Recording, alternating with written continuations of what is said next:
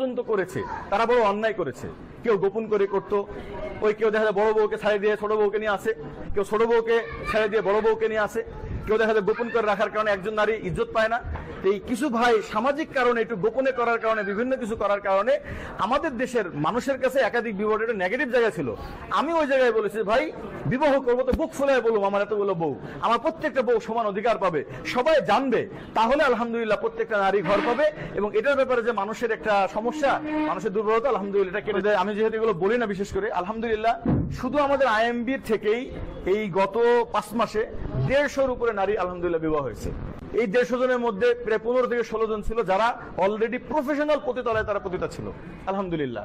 এরপরে এমন কথাও বলছে যে হুজুর একজন কাস্টমার এসে আমাকে আপনার নম্বর দিয়ে গেছে যে বোন তুই এই রাস্তায় থাকার দরকার না, আইএমবি যোগাযোগ কর। আমি হুজুর ওখান থেকে আপনাকে ফোন দিয়েছি। বউরা কি করে কুক্ষিগত করে রাখে, আমার স্বামী আমি দেখুন, স্বামীর সতীন মাংতে পারে, এটা মিথ্যা কথা। সে জানে আমার স্বামী অন্যায় করে বেড়ায়, কিছু বলবে না। যদি বলে যে বিয়ে করছে তাহলে বাস শেষ। আমি একজনকে জিজ্ঞাসা করছি যে কিরে ভাই, মানুষকে সামনে রেখে আমি নিয়াত করেছিলাম সবাইকে আমার নবীজির আদর্শকে আমি বুঝাবো। দেখেন একটা আদর্শের কথা বলি, আমাদের দেশে অনেক মেয়েরা আছে যারা বিধবা ডিভোর্সি, কিন্তু তাদের টাকা পয়সা অনেক আছে।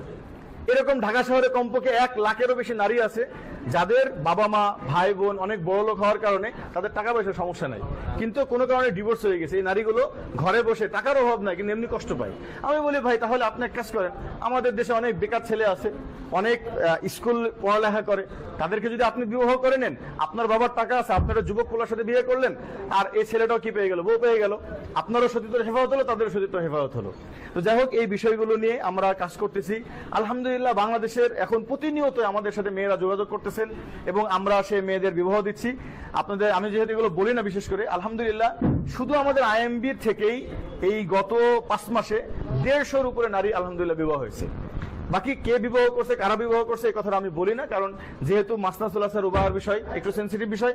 আর দ্বিতীয় নম্বর হলো যে অর্থাৎ যেন শত্রুদের নজর যেন না পড়ে, এই জন্য এই 150 জনের মধ্যে প্রায় 15 থেকে 16 জন ছিল যারা অলরেডি প্রফেশনাল পতিতালয়ে তারা পতিতা ছিল আলহামদুলিল্লাহ। এরপরে এমন কথাও বলছে যে হুজুর একজন কাস্টমার এসে আমাকে আপনার নম্বর দিয়ে গেছে যে বোন তুই এই রাস্তায় থাকার দরকার না, আইএমবি যোগাযোগ কর। আমি হুজুর ওখান থেকে আপনাকে ফোন দিয়েছি। এবং বিধবা ডিভোর্স, এই যে দেখেন এই যে সন্তানগুলো এরা 8 বছর ভাই বাবা কি জিনিস দেখেনি, বুঝছেন। যেদিন বিবাহ দিয়েছি ওদিন ওর বাপের ডাক শুনে আমার চোখ দিয়ে পানি চলে আসছে যে এই সন্তানের আজকে আইএমবির মাধ্যমে এরকম হাজারো এতিমের বাবা হয়ে যাবে, হাজারো ডিভোর্স নারীর ঘর হয়ে যাবে। অনেক ভাই আছে আমাদের দেশে যে লাখ লাখ টাকা আছে, এক বইয়ের জন্য গহনা কিনে রাখছে 200 ভরি, 100 সেট জামা কিনে রাখছে, জুতায় আছে প্রায় 50-60টা, অথচ এই মানুষটা চাইলে আরো 4 জন নারী হেফাজত করতে পারে। বউরা কি করে কুক্ষিগত করে রাখে, আমার স্বামী আমি দেখুন, স্বামীর সতীন মাংতে পারে, এটা মিথ্যা কথা। সে জানে আমার স্বামী অন্যায় করে বেড়ায়, কিছু বলবে না। যদি বলে যে বিয়ে করছে তাহলে বাস শেষ। আমি একজনকে জিজ্ঞাসা করছি যে কিরে ভাই, কোন স্বামী যদি জেনা করে বেড়ায়, ধরা খায়, তো বউ চলে যায় না, দ্বিতীয় বিয়ে করলে চলে যায় কেন? বউ উত্তর দেয় কি, ওটা তো 10 মিনিটের জন্য, ও তার ঘরে তুলে নিয়ে আসেনি। তাহলে বোঝা গেল নারীদের মেন্টালিটি এই জায়গাটা আসলে। এই জন্য আমি চাচ্ছি সবাইকে বুঝাইতে হবে, আমার মুসলিম বোন তাদেরকে ইহুদি খ্রিস্টান, দেখেন আজকে জন্ম নিয়ন্ত্রণ বন্ধ করার জন্য পুরো ওয়ার্ল্ড ব্যাপী কি পরিমাণ প্ল্যান করা হচ্ছে। 5700 অফিসারকে নিয়োগ দেওয়া হয়েছে। গত বছরে প্রায় 17.5 কোটি টাকার কন্ডম ফ্রি দেওয়া হয়েছে, শুধু যেন জন্ম নিয়ন্ত্রণ হয়। এরপরে ডাক্তারদের পরামর্শে সিজার করা, এরপরে একাধিক বিবাহ বন্ধ করার জন্য বাংলাদেশে আমার একটা হিসাবে আছে প্রায় 1200-এর উপরে নাটক, সিনেমা এবং শর্ট ফিল্ম তৈরি হয়েছে, যেখানে বোঝানো হয়েছে একাধিক বিবাহ জিনিস খুব খারাপ। আমাদেরও 2-1 ইসলামিক কমেডিয়ান ভাইরা যারা করছে তাদেরও মেসেজের মধ্যে এটাই আসছে যে একাধিক বিয়ে করা মানে অনেক টেনশন। তো এভাবে পুরো দুনিয়ার মানুষ আল্লাহর এই বিধানটাকে জঘন্য করার জন্য মেহনত করতেছে।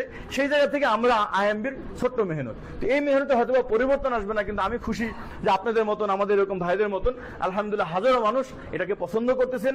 এবং আমি বিশ্বাস করি যারা কোরআনকে বিশ্বাস করে, যারা হাদিসকে বিশ্বাস করে, যারা আমার নবীজিকে বিশ্বাস করে, যারা সাহাবা ইকরামকে বিশ্বাস করে, তাদের মধ্যে একাধিক বিবাহর মানে খারাপ লাগার কোনো কথাই না। অনেকে বলে না, আমি আসলে এই লাইভটা কেন করছি, আসলে আমাদের স্ত্রীরা খাস পর্দায় রাখি আমরা আলহামদুলিল্লাহ, কিন্তু এই লাইভটা করতেছি শুধুমাত্র দিনের জায়গা থেকে। কেন?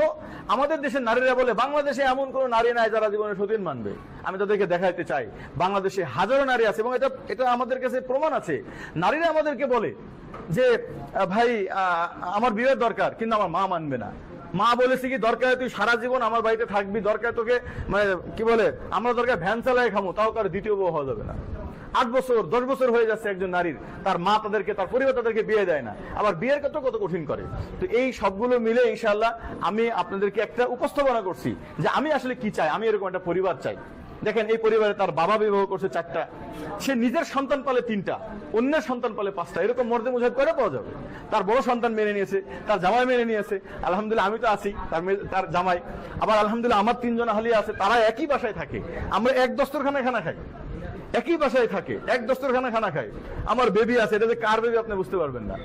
কখনো ও নিছে, কোনো সময় আমি নিজে কনফিউশনে পড়ি, আসলে মূলত আসলে বাস ঠিক আছে, এত সুন্দরভাবে আছে, কোনো খারাপের কিছু নাই। হ্যাঁ, বাকি একটা শেষ কথা আমি বলবো, আমাদের বাংলাদেশে একাধিক বিবাহ যারা এ পর্যন্ত করেছে তারা বড় অন্যায় করেছে। কেউ গোপন করে করতো, ওই কেউ দেখা যায় বড় বউকে ছাড়িয়ে দিয়ে ছোট বউকে নিয়ে আসে, কেউ ছোট বউকে ছেড়ে দিয়ে বড় বউকে নিয়ে আসে, কেউ দেখা যায় গোপন করে রাখার কারণে একজন নারী ইজ্জত পায় না। এই কিছু ভাই সামাজিক কারণে, একটু গোপনে করার কারণে, বিভিন্ন কিছু করার কারণে আমাদের দেশের মানুষের কাছে একাধিক বিবাহ একটা নেগেটিভ জায়গা ছিল। আমি ওই জায়গায় বলেছি, ভাই বিবাহ করবো তো বুক ফুলায় বলবো আমার এতগুলো বউ, আমার প্রত্যেকটা বউ সমান অধিকার পাবে, সবাই জানবে, তাহলে আলহামদুলিল্লাহ প্রত্যেকটা নারী ঘর পাবে।